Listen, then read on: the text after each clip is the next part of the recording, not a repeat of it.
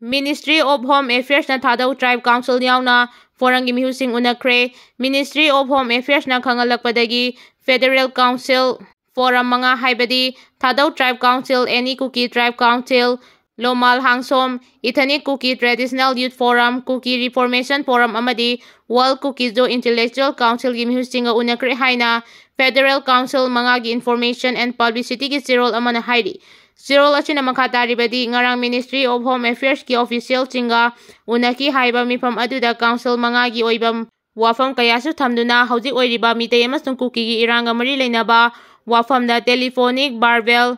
invitation na issue asi digest tawba ngamloi adubu Ministry of Home Affairs na officially invite tawraklabadi kuki zo gi miyam na khanaraba matungda madugi wafam India lengakta khanganba haiba wafam kayada forum mga gi council na lepani haiba wafam da leigani haiba warep kayasu lauduna ministry da khangali. Ministry na hariba forum mga asiga kari khanaki haiba wafam di sirol sina pande.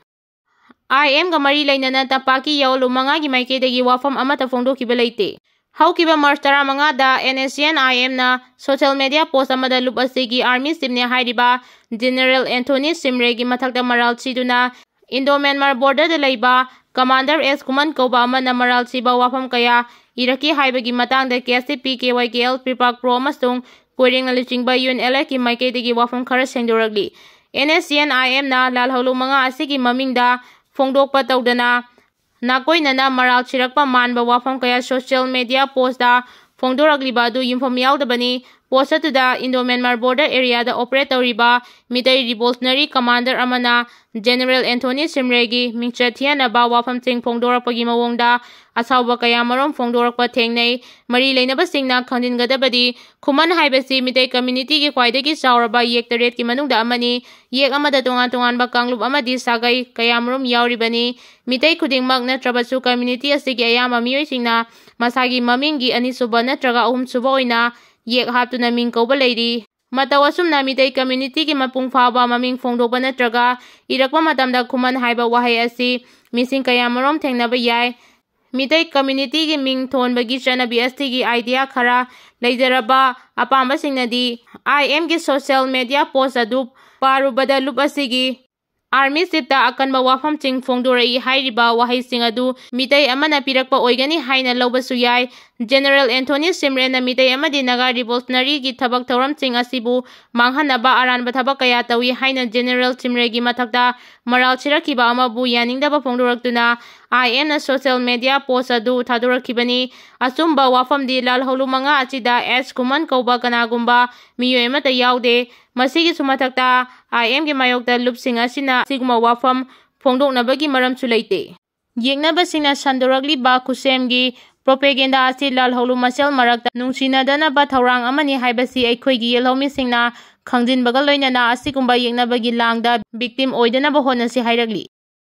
Union Government na Manipur amadi Nagaland State anida thamba afaswa tha taruk sangdokkhre irang mayongnariba Manipur State ta Tampaki District ki manung chanba police station 12 na koliba mafam sing yaudana Manipur gi mafam ayambada Union Government na Armed Forces Special Power Act tha taruk amuka sangdokle haina Ministry of Home Affairs Government of India gi statement amana fongdoragli Armed Forces Special Power Act asi Arunachal Pradesh amasung Nagaland da su tha taruk sangdokle haina Ministry asigi statement apali Internal security threat na maram oiraga disturbed area haina khanaduna apaspada armed forces singda ahenba power piri apaspa asi maruoina northeastern testing Arunachal Pradesh Mizoram Assam Manipur Meghalaya Nagaland amasung Tripura state singda Union Government na lalhauba namthanabagi damak thamjinduna lagli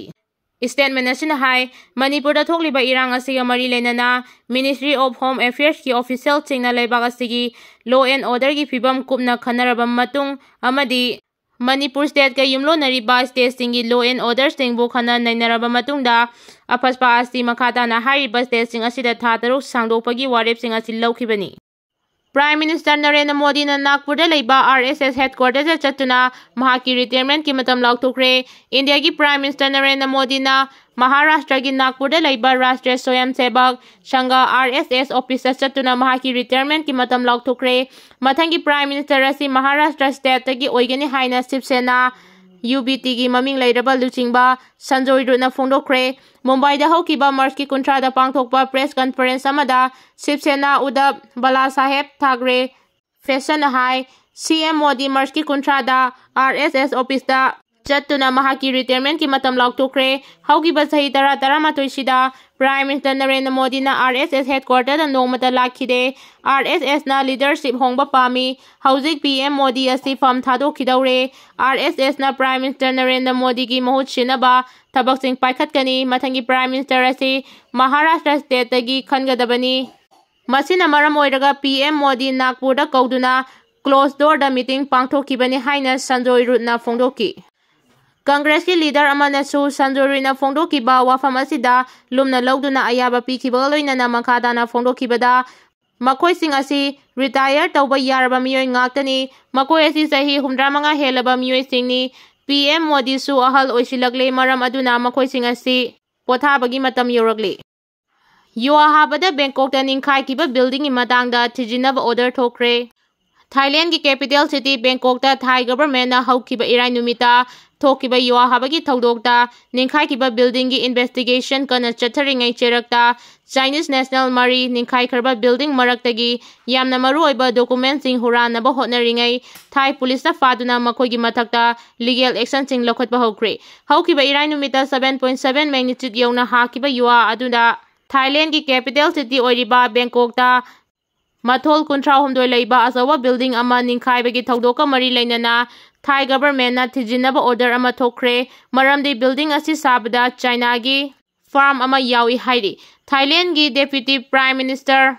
ꯑꯅꯨꯇꯤꯟ ꯆꯥꯔꯕꯤꯂꯥꯀꯨꯜꯅ ꯅꯤꯡꯈꯥꯏꯈ꯭ꯔꯕ building ꯑꯗꯨꯒꯤ ꯃꯅꯥꯛꯇ ꯂꯥꯛꯇꯨꯅ ꯌꯥꯝꯅ ꯍꯛꯆꯤꯟꯅ ꯅꯤꯡꯈꯥꯏꯕ ꯑꯗꯨꯒꯤ ꯃꯇꯥꯡꯗ ꯀꯨꯞꯅ ꯊꯤꯖꯤꯟꯅꯕ order ꯇꯧꯈꯤꯕꯒ ꯂꯣꯏꯅꯅ building ꯑꯗꯨ ꯀꯔꯝꯅ ꯅꯤꯡꯈꯥꯏꯈꯤꯕꯅꯣ ꯍꯥꯏꯕꯗꯨ ꯈꯪꯗꯣꯛꯅꯕ ꯍꯣꯠꯅꯒꯗꯕꯅꯤ ꯍꯥꯏꯅ ꯑꯀꯟꯕ ꯄꯥꯎꯇꯥꯛꯁꯤꯡ ꯄꯤꯈ꯭ꯔꯦ ꯍꯥꯏꯔꯤ꯫ ꯃꯊꯣꯜ 32 ꯂꯩꯕ ꯕꯤꯜꯗꯤꯡ ꯑꯁꯤ ꯍꯧꯈꯤꯕ ꯏꯔꯥꯏ ꯅꯨꯃꯤꯠꯇ ꯍꯥꯈꯤꯕ ꯌꯨꯋꯥ ꯑꯗꯨꯅ ꯃꯔꯝ ꯑꯣꯏꯔꯒ ꯕꯤꯜꯗꯤꯡ ꯑꯁꯤꯗ ꯄꯥꯜꯂꯤꯕ ꯀ꯭ꯔꯦꯟꯁꯤꯡ ꯌꯥꯎꯅ ꯅꯤꯡꯈꯥꯏꯕ ꯍꯧꯔꯛꯈꯤꯕꯅꯤ, ꯑꯗꯨꯒ ꯃꯤꯑꯣꯏ 9ꯒꯤ ꯑꯁꯤꯕ ꯍꯛꯆꯥꯡꯁꯤꯡ ꯑꯀꯥꯏ ꯑꯇꯣꯏꯒꯤ ꯃꯔꯛꯇꯒꯤ ꯐꯪꯕ ꯉꯝꯈꯤꯕꯅꯤ ꯍꯥꯏꯔꯤ꯫ KCP ꯅꯣꯌꯣꯟꯒꯤ ꯂꯥꯟꯃꯤ 5 ꯈꯨꯠꯂꯥꯏꯒ ꯀꯣꯟꯅꯅ ꯐꯥꯔꯦ꯫ ꯃꯅꯤꯄꯨꯔ ꯄꯨꯂꯤꯁꯀꯤ ꯀꯥꯡꯕꯨꯅ ꯉꯔꯥꯡ ꯏꯝꯐꯥꯜ ꯏꯁ ꯑꯃꯗꯤ ꯋꯦꯁꯠꯀꯤ ꯇꯣꯉꯥꯟ ꯇꯣꯉꯥꯟꯕ ꯃꯐꯝꯁꯤꯡꯗꯒꯤ KCP ꯅꯣꯌꯣꯟꯒꯤ ꯂꯥꯟꯃꯤ 5 ꯈꯨꯠꯂꯥꯏꯒ ꯀꯣꯟꯅꯅ ꯐꯥꯔꯦ ꯍꯥꯏꯔꯤ꯫ ꯄꯨꯂꯤꯁꯀꯤ ꯄꯥꯎꯅ ꯍꯥꯏ ꯐꯥꯔꯕ ꯃꯤꯑꯣꯏꯁꯤꯡ ꯑꯗꯨ ꯃꯤꯌꯥꯝꯗꯒꯤ ꯁꯦꯜ ꯈꯥꯏꯕꯗ ꯃꯄꯨꯡ ꯑꯣꯏꯅ ꯆꯦꯟꯅꯩ ꯍꯥꯏꯕ ꯈꯪꯕ ꯉꯝꯂꯦ꯫ ꯐꯥꯔꯕ ꯃꯤꯑꯣꯏꯁꯤꯡ ꯑꯗꯨꯗꯤ ꯈꯨꯔꯥꯏ ꯅꯤꯡꯊꯧꯕꯨꯡ ꯂꯩꯀꯥꯏꯗꯒꯤ ꯈꯣꯏꯁꯅꯥꯝ ꯁꯅꯥꯖꯥꯎꯕꯁꯤꯡ ꯆꯍꯤ 18, ꯆꯤꯡꯃꯩꯔꯣꯡ ꯃꯅꯤꯡ ꯂꯩꯀꯥꯏꯗꯒꯤ ꯍꯧꯗꯤꯡꯅ ꯁꯥꯎꯝꯕꯨꯡ ꯊꯣꯡꯈꯣꯡꯗ ꯂꯩꯕ KS ꯔꯣꯕꯔꯠꯁꯟꯁꯤꯡ ꯆꯍꯤ 24, ꯁꯣꯏꯕꯝ ꯂꯩꯀꯥꯏ ꯑꯌꯥꯡꯄꯜꯂꯤ ꯔꯣꯗꯇꯒꯤ ꯁꯧꯕꯥꯝ ꯔꯣꯍꯤꯠ ꯁꯤꯡꯍ ꯆꯍꯤ 18, ꯂꯥꯡꯒꯣꯜ ꯒꯦꯝ ꯚꯤꯂꯦꯖ ꯖꯣꯟ 2ꯗꯒꯤ ꯂꯩꯁꯥꯡꯊꯦꯝ ꯅꯥꯎꯕꯤꯁꯤꯡ ꯆꯍꯤ 18 ꯑꯃꯗꯤ ꯂꯝꯂꯥꯏ ꯃꯌꯥꯏ ꯂꯩꯀꯥꯏꯗꯒꯤ ꯈꯥꯏꯗꯦꯝ ꯅꯣꯡꯄꯣꯛ ꯉꯥꯟꯕ ꯃꯤꯇꯩ ꯆꯍꯤ 15 ꯀꯧꯏ꯫ ꯃꯈꯣꯏꯗꯒꯤ 9mm ꯄꯤꯁꯇꯣꯜ ꯑꯃ, ꯀꯥꯞꯄ ꯌꯥꯔꯤꯕ ꯃꯔꯨ 3 ꯌꯥꯎꯕ ꯃꯦꯒꯥꯖꯤꯟ ꯑꯃ, ꯄꯤꯁꯇꯣꯜ ꯍꯣꯜꯁꯇꯔ ꯑꯃ, ꯃꯣꯕꯥꯏꯜ ꯐꯣꯟ ꯑꯃ, 2 ꯍ꯭ꯋꯤꯂꯔ ꯑꯃ ꯐꯥꯒꯠꯂꯦ ꯍꯥꯏꯔꯤ꯫